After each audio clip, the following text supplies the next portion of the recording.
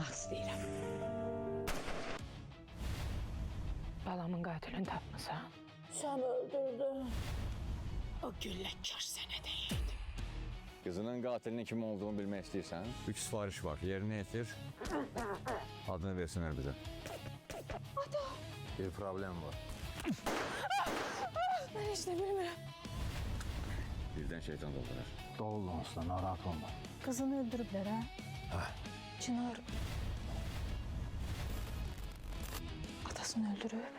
Hə. Nə qədərə satılmısan? Sən bilirsən ki, mən pula satılmamışam. Bu qədər qəddar adam üçün mən nəyəm ki? Sən günahsızsan.